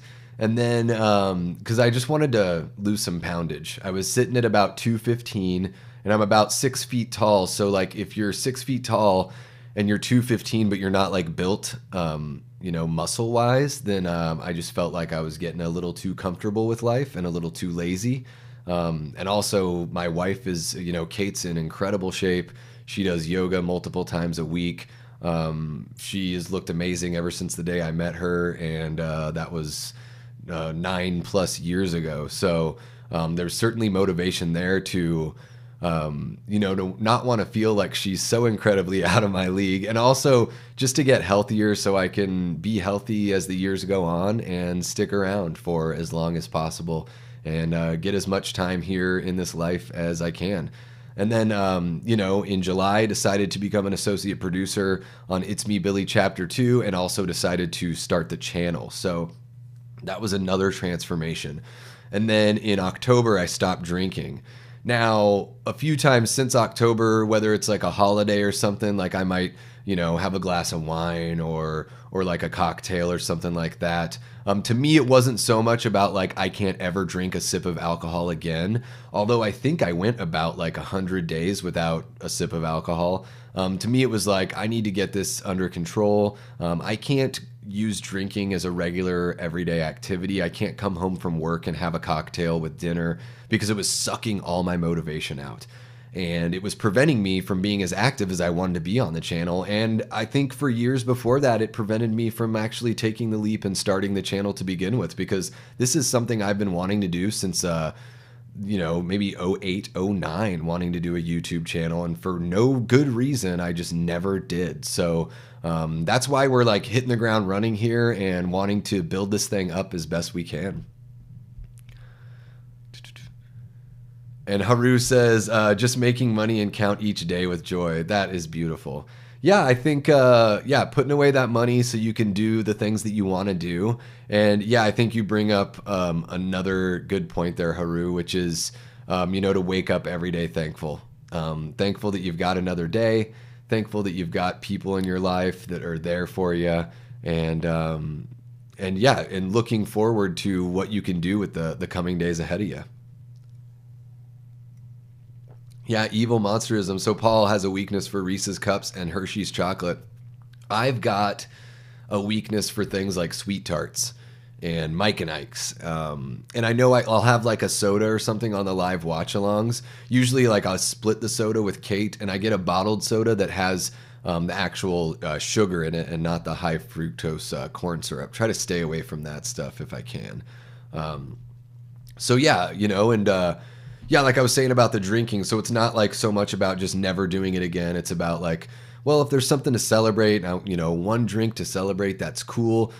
just taking it out of like my lifestyle, you know, that was a big thing for me. And not just for health reasons, but also like, you know how we can get if you get a little tanked or a little tipsy. Sometimes you can start behaving not quite like yourself.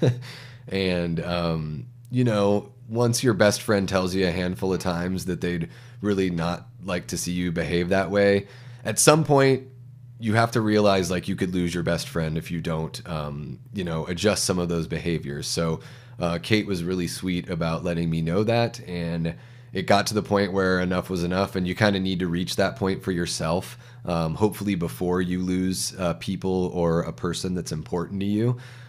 So usually now when if I'm going to have a cocktail or something, it's like Kate and I will have something together, right? And we share it together almost like communion, right? We both grew up Catholic, so we'll share that together. And then, you know, again, bringing in that accountability, like just making sure that it's not becoming a lifestyle, you know, kind of choice, and making sure that it's not dominating or taking over a part of who I am. I have a lot I want to do in this life, guys. And, you know, I let alcohol, not that I was just a total wasteoid drunk or whatever, but I let alcohol be a big enough part of my life for a good 20 years that, you know, if I'm lucky to live to 80 years, that's 25% of my life where I used alcohol as a lifestyle choice. And when I think about that, I'm like, that's kind of enough. Like, I don't need it to help lubricate myself in social situations. You guys can tell I'm a chatty Cathy and very social without it. I think if anything, since I took that big break, if I end up having a cocktail and then I'm like, ooh, I want another one. After I have that second one, I'm already like, whoa, man, like you should have just stopped at the one. Start feeling that little bit of a dirty feeling, just like I don't know what it is. It's just sort of like, man, I'm not thinking as clearly as I want to. I'm not the me that I want to be. So it's a very personal decision, absolutely. And in no way would I want to shame anyone. I actually admire people that can enjoy alcohol and booze in a really responsible way. It doesn't change who they are, or they're able to still function in a way and have that be part of their lives. I got to the point in my life where I just wasn't able to do that. So no judgment, certainly. I've said it before, but we're here to lift each other up. We're here to encourage each other. All opinions are, you know, welcome here. And yeah, you guys are great. And we've got Blake in the chat. Edit. Blake, and is Ronnie still in there? That would be so cool if we have Blake and Ronnie. These guys are so sweet. If you, obviously I already said to go sub to their channel, great content, especially if you're an 80s kid, if you have nostalgia for, you know, for films of that era. And also if you enjoy this kind of like just hanging out with somebody kind of vibe on YouTube, I think it's really cool. You feel like you're in the room with them. They're giving each other shit. They have a really great natural back and forth, as they should, being that they're brothers and all. But they just did an awesome stream with Vincent DeSanti on Friday night where they're talking about, among other things, but talking about the vehicles in the Friday the 13th franchise. So that was really cool. Vin is such a great, he really lets you guys get wild and play around a little bit. So you guys have such a blast. It's really cool to see three people let loose, especially in this day and age, you know, to not be like so reserved. I think there's like, we sort of feel like now in the world that we live in that like, oh, we can't joke about that, or I don't want to say that. I don't want people to read it the wrong way. And what you'll find at All the Good Names Are Taken podcast, you're not going to find that. You're going to find these guys that are free thinking, will kind of say whatever, and you know it's all in jest, right? So I think that's an important thing to bring back, not only into our community, but I think in the larger global community. It's okay to be made fun of. It's okay to make fun of others. I think the idea is that we should all not take ourselves so seriously. We should be willing to make fun of ourselves, and we're all on the table. It's not about singling out and only making fun of like this person because of that. Like, it's not about this weird, like, 80s jock kind of vibe of just picking on people just because they're different. So I feel more of like the South Park kind of make fun of everyone because we're all flawed, we're all human, and everything should be on the table. So I think we need a return to that in our whole society. And if we see that in a larger way, it's got to start with us here on a smaller level, right? And we're going to see these great comedies come back into the theater. We're going to see people taking chances and being themselves more often than not. And I think we're going to see a stronger resolve in those communities that do feel marginalized because, I just feel like you have to be okay with making fun of yourself and others giving you shit too, right? And yeah, they had a lot of fun over there on Vin. If you didn't see the terrible Photoshop I did for Never Hash Alone, Vin put together, or he told a story about how he did hash by himself. I think it was Venice Beach, and had like a quasi-religious experience and a little hallucination. And then a kid walked by him and looked him dead in the eye and was like, drugs are bad. Blake, you are too kind. He says, look how damn gorgeous this guy is. Mud says, I also drink rum and coke, so if I kept going at that pace, the diabetes would have hit me hard. Yeah, you know, Gavin, you've talked about that as far as, dealing with some of that, getting some of that addiction out of your life. Yeah, you know, rum and coke, that's the thing, is alcohol is sugary, and then you mix it with more sugar, it can be rough on your system. But yeah, you know, moderation, or maybe just like, I developed a taste for tequila. Like, Kate and I really like tequila, soda, and a little squeeze of lime, and it's just, you know, not as calorically impactful and not a bunch of sugar too. So, you know, it's kind of like picking your spot, where if you're going to enjoy something like that, finding like the healthiest way to enjoy it, which, like, talking about sweets again, because I have a sweet tooth, you know, Kate does a lot of baking and a lot of cooking. So Kate will like bake a cake or make something that's just homemade. And I feel so much better eating a sweet treat that's homemade than going to the store and buying something that's packaged that has like 30 ingredients that I don't even know what they are. So when it's flour, eggs, sugar, at least I know what's in there, right? Oh, and Allie's so sweet. Davey has great hair. Blake and Ronnie are kings. They certainly are. And you know, Allie, it's funny, my hair, this is just bedhead that I've been able to manage to make it look decent here. I've got like a Christopher Walken kind of thing going on. I'm not going to try my Christopher Walken impression. It would probably be terrible. Yeah, Gavin, Shane Gillis getting fired from SNL and then hosting it years later proves that the pendulum is swinging back. I think so. I agree. White Russians, says Tyler. Yeah, good old White Russian and the Big Lebowski, right? Nothing's better. We used to have, when I lived in Montana for a little bit with some guys I played in a band with, and we would have like a Big Lebowski parties where everyone just like wears a robe and we make White Russians and sit around and watch the movie. It was a blast. And Haru says homemade sweets are top tier. Absolutely, Haru. That's the way to go, right? And there is, like, you feel that love when somebody makes something for you, whether it's as simple as a sandwich, a home-cooked meal, or just like a nice baked good popping fresh out of the oven. It just, the care that they put in, and also the care they're showing for you by providing you with some sustenance. It's great. And man, my voice is like, woo, come on, Davey, how much longer are you going to talk? So yeah, guys, we could probably go, I guess, another 20 minutes and put it at a couple hours, unless you guys are all spent and don't have anything else you want to talk about. Blake, I need to know what your goals are for 2024, my good man. Although you're not in the chat anymore, so I guess I missed it. Whoops. But yeah, guys, let's see here. We'll see what happens. You know, Christian earlier said that the channel is going to hit 500 today, so we'll see if that happens. Chris Snyder said he's going to do his part to make that happen, so that would be amazing. If we hit 500 today, then I probably would have to have a celebratory cocktail with Kate. Each one of these milestones we want to make sure to celebrate in our own little way. You know, it's like I said before, little wins stack up. They become big wins. Before you know it, you look back like, I can't believe it's been a year. So yeah, I actually didn't really finish my thought there. So, you know, when I started making those lifestyle changes last April, I was at 215, made all these changes, and then boom, weighed myself last week. I try to weigh myself at least once a week. Weighed myself just this last Friday, and I was like 179.8. So I went from 215 a year ago to 179.8. And that's like no massive changes, right? It's working out a little bit, trying to eat a little bit better, and cutting down on alcohol. And like, you know, and all those things happened at different times. I started with one thing and then I added another. I didn't try to make all these changes like at the same time.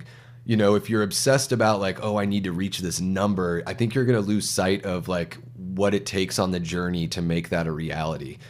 So to me, I got to the point where I was weighing myself every single morning because it would just be encouraging, you know, especially when I stopped drinking. Holy crap. Because when I was drinking, it was almost like a pound per drink. Like I would lose a few pounds and then I'd have a few drinks and I'd weigh what I weighed before. And then when I cut out drinking, if I didn't drink and I wasn't eating sweets, I found that like I was losing almost a pound a day for a little bit there. And then, you know, trained for a 5K. Kate and I ran the 5K. She ran the 10K in Sedona. That was back in February. So I wanted to get in pretty good shape for that. So yeah, you know, and again, it's not so much about the number so much, but it's about that healthy lifestyle. And I hope to actually put on some pounds because I am doing some of those weightlifting exercises. So I want to tone what I have. And if I can sit there at like 185, 190, but it's like a bulkier, you know, more muscular 185, 190, I think that's a good weight to be for somebody that's my frame, right? I mean, I'm relatively skinny, as you can tell. But look at that. Oh yeah, a little bit. You could even see a little shadow there. So, you know, not trying to change the world all at once here, and certainly not doing this like just to brag or self-promote, but it's just trying to encourage you guys to make those little changes as well as you go on through the year and see that change. And you'll find that change just pushes you, makes you want to, you know, chase it even more. So yeah, keep up on everything that you guys want to get done this year. Tyler, I want to see that proof of concept, TMNT. All right, end of summer. How about that? By August, Tyler, do you think you can have a 3 to 5 minute proof of concept? And that gives you time to actually really do it. Let's see if you can get something by August. That would be really cool. You know, finish out your summer on a really high note and see where that momentum takes you through the fall and winter. Blake, we are trying to bring back bullying.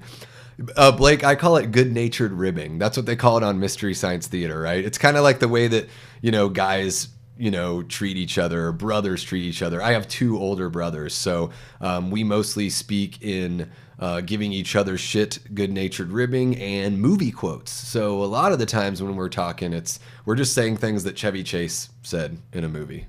So keep going for those 20. Yeah, nice. Hell yeah, man. My goals are to see Beetlejuice, Deadpool, Wolverine, and Alien Romulus. I think you can achieve those goals, Tyler. Oh my gosh, Paul. Davey, you definitely have a movie star good looks, dude. That is way too much praise. You are too nice. I would love to pop in a movie. I don't know if I can act. I don't know. Only time will tell. You know, whatever the Horror Show channel does next, I don't know what feature film they're going to do next. Or maybe something that Womp Stomp does. What I'd like to do, you know, is earn my stripes in some sort of way. Whether it's holding a microphone or getting some coffees or, you know, driving somebody around if someone needs to get to a location or be picked up from the airport. Like, honestly, whatever it takes to earn my stripes. And if those guys see something in me, whether it's... you know, the knowledge that I try to put out here, my knowledge of filmmaking and storytelling, or if they see something in me physically where they think that I could, you know, be in the background or have some sort of role, I would love to play any kind of role I could in a production. I've never done that before. I'll go ahead and add that to my list of things to do in 2024. Not necessarily act in a movie, but just be involved in a production. I've never, other than being a producer on these fan films, which is essentially, buying a perk, I would like to be involved in the production on a greater level. So that's one of the reasons why I've been doing these live watch-alongs and sharing the crowdfunding, because I want to just show these guys that, hey, I'm here to support you and try to do my best to get as much support for you guys as I can. So even if I can fulfill that capacity, like kind of being the campaign pusher, that would be really fun. And call it character building or building character. Yeah, Allie, exactly. I think good-natured ribbing does build character. We can't get so sensitive that like the first bit of criticism we hear or everything like shakes our world to its core. Like certainly things are going to happen in your life that will do that to you, but every single thing can't do that, right? Davey knows exactly what he's doing with that shirt unbuttoned. Do you want another button on? I mean, but look at how ridiculous I would look. Like, I'm not trying to look like Chris Sims. Like, this is just too much. Like, I look too uptight. I don't like it. It's not me. But Blake, if you really want it. Oh, no, I'm just joking. Okay, a little something for you guys. Davey, what's your favorite non-alcoholic drink? I really like Mountain Dew. I really love, I like fizzy water, like watermelon flavored fizzy water. And when we're talking soda, I'm a root beer fan. I'm a Dr. Pepper fan. I used to drink Mountain Dew when I was younger, not so much. Ruby Red Squirt. It's tough to pick one, but I guess like root beer and cream soda would probably be my go-tos. There's just something so classic about those, All right, let's see here. Mud says we're about the same weight, but I'm trying to get up to about 185 in a healthy way. Hit 200 after surgery. Yeah, I mean, after something like a surgery, it's tough, right? If you're not able to move the way you want to move, right? And certainly I've gone through like times where like I've stopped doing all the weightlifting stuff and I don't know why I stopped, but I've gotten back into it the last couple weeks and I feel so much better. It energizes me. I feel like I have more energy after I lift. Blake did the carnivore diet for 2 years, went from 290 to 205. That's huge. That is massive, Blake. Back up to 250. Because everyone loves a comeback story. I saw you post on Twitter. You're like, yeah, everyone's been telling me I'm looking big. I'm starting back on the diet.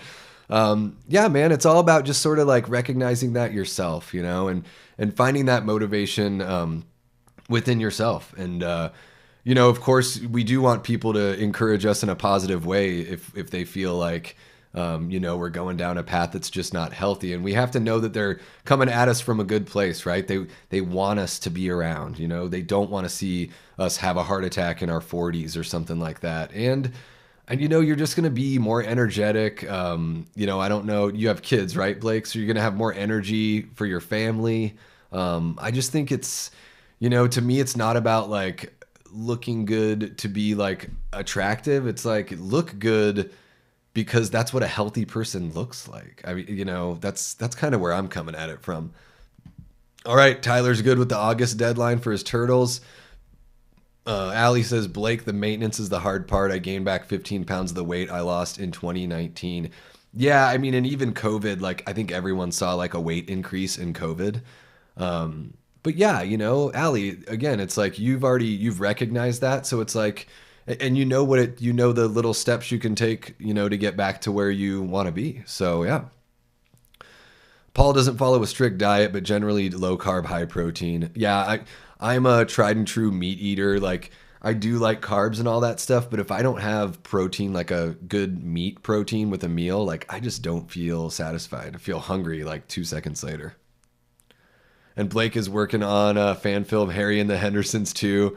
I'm in. All right. Hell yeah, Blake. Let's do it. Let's get some. Can I be John Lithgow?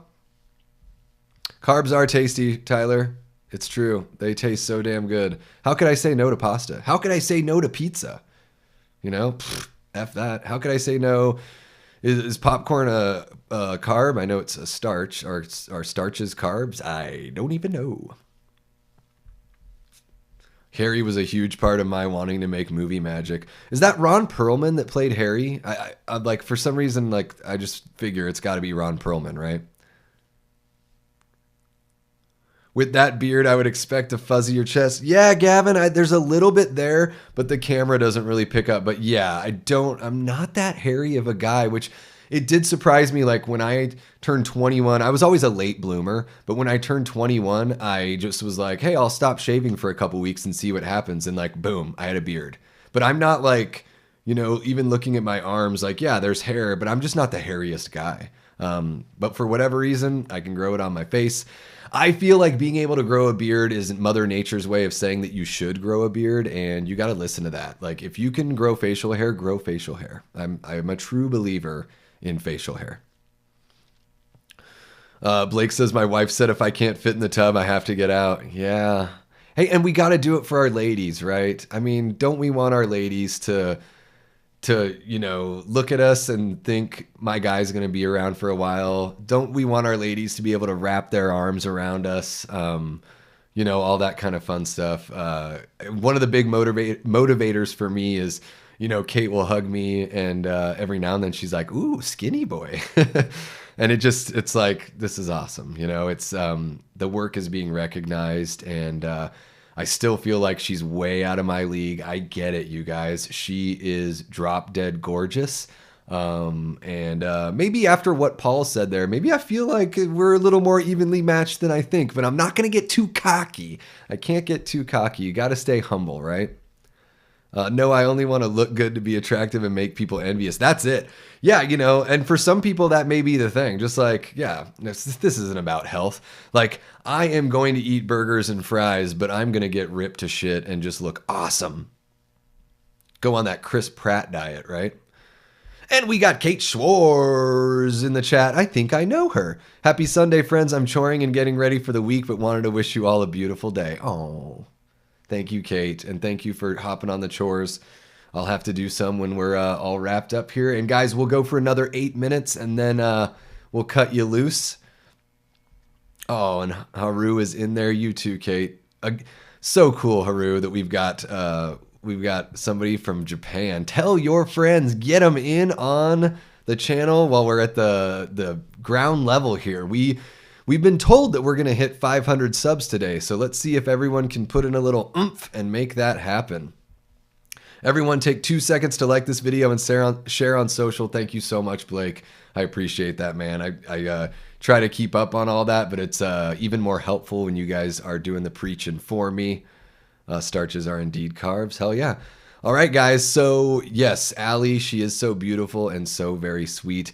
I'm trying to kind of convince Kate to maybe do her own channel because, like, you know, she does her yoga and really she does like those time-lapse videos and stuff like that. She's not like a certified trainer or anything, but I think that that would be like a good little space for her to kind of carve out where, you know, she does like the affirmations and positive thoughts for the day and, you know, some yoga practice and stuff. So we'll see, you know, maybe as stuff goes on with Movie Date with Davey and Kate, she'll, you know, find that drive. I'm not going to push too hard, but I think it could be really cool. And again, it's great for, you know, mental health and staying positive and all that. Hell yeah, I love a bloody steak. Hey, who doesn't love a bloody steak, right? In fact, I think after we get out of here, Kate and I are going to have to run to the store and grab some protein for our meal prepping this week. So yeah, that'll be fun to go pick out some dead animals to eat. I love our animal friends, but I also feel like it's just a human thing where that's just part of the food chain, baby. It's what made our brains so big, and it's one of the reasons why we got to where we are as a species. So I still think you can have that love and respect and also understand that there is a way that the world has to work. No one gives a lion shit for eating a gazelle, so stop bugging me, PETA. But also, if you're vegan or vegetarian, I got nothing against you. One of my favorite bands of all time, Propagandhi, are vegans, and they're very outspoken vegan. Even in their songs, they're outspoken about that, and they're just really smart and educated about everything they say. So, you know, even though we have varying thoughts on that particular subject, you know, more power to them for feeling the way they feel. Can't hate on them at all. It's the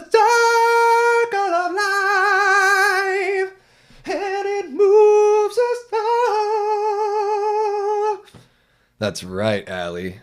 Little acapella for you guys. So yeah, we are wrapping up. 5 minutes left. Let's make sure I don't miss anything. Haru says my friends are not English speakers, but they're movie lovers, so I'll let them know your channel. So Haru, did you learn English in school? Or, is there somebody in your life that taught you English, or did you learn from watching movies or listening to music? I'm always curious to know, how somebody finds that in their language. Or do you have a parent that speaks English? It's fascinating to me to figure that out, because I think one thing, like especially being an American, you do see that a lot of people all over the world, even if they don't speak fluent English, they understand a lot of English. And so it's easy to kind of get into that trap as an American of just like assuming that people are going to understand you and understand your language. It can be like a little ethnocentric. So yeah, I'm fascinated to know, why some people pick it up, why others don't. Did you maybe come over as like a foreign exchange student program? Your mom taught you. Okay. Is she an English speaker originally, or did she just teach you as you were growing up? Oh my gosh, Matt Conway Art is in the chat. That's my brother.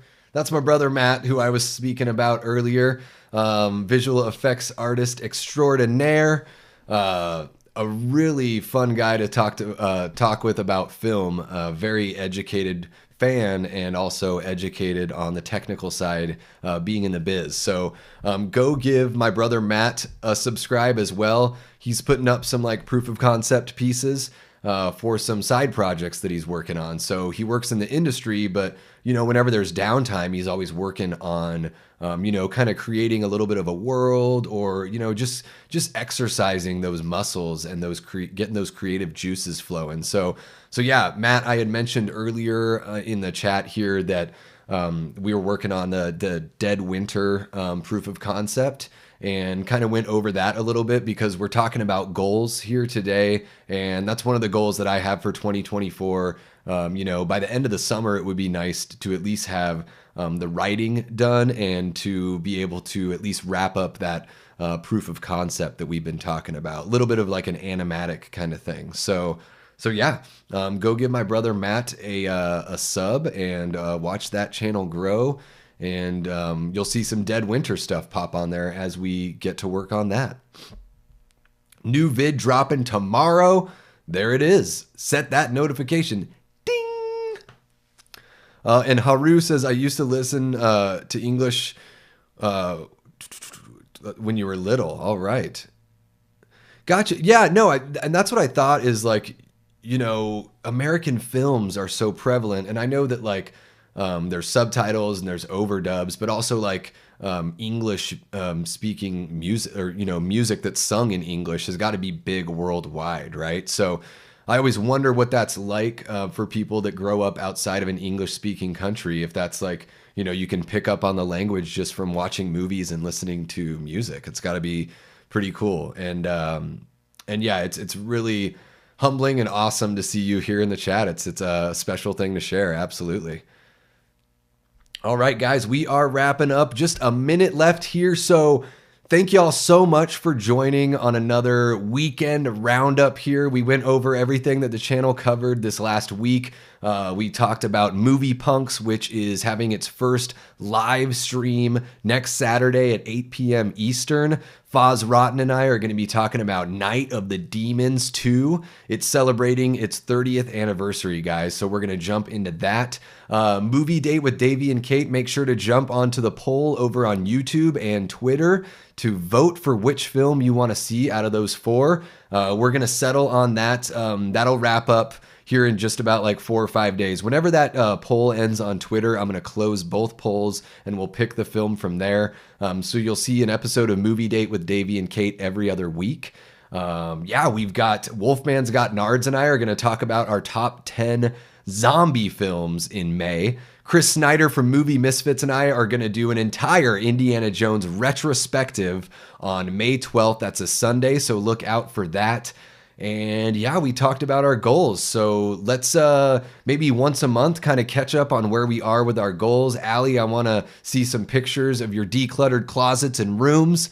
Tyler, I would love to see some of that TMNT stuff.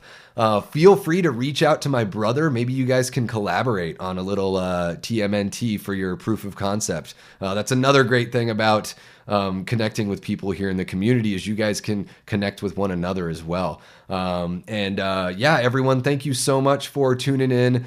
Listen to me jabber on about what we want to do here for the channel and in my personal life and professional life. And yeah, let's just close out here with a couple read-offs from the chat here. Thank you, Allie. Appreciate the kind words on the stream here. I'll go to work without sleep, but thank you for sharing such a great time. That's awesome, Haru. Well, hey, we hope to see you here more and more in the future. It seems like we pick, at least like when we do those nighttime streams, it's in the morning for you, like the mid-morning. So look forward to seeing you on another stream of Movie Date with Davey and Kate. I saw you hop in there for our stream of the first Scream film, so that's awesome. Hope you guys have a great rest of your Sunday. Go out there and remember to just have those little wins that are going to stack up. Create a list, tackle those goals you want. Start with the easy goals, because that's going to give you a taste for more. It's going to build momentum. You're going to find that you're encouraged. And then when you come back here, you can let everyone in the chat know what you've accomplished, and it's just going to fuel the fire for more. Really appreciate Planet CHH Christian for hopping in earlier, Movie Misfits for hopping in earlier, Chris Snyder, and of course Ronnie and Blake from All the Good Names Are Taken podcast. Guys, make sure to go over to those channels and sub if you haven't yet. And on your way out, leave that like, do a little click, sub if you haven't already. And until next time, I've been and will continue to be Davey Deathray. Take care.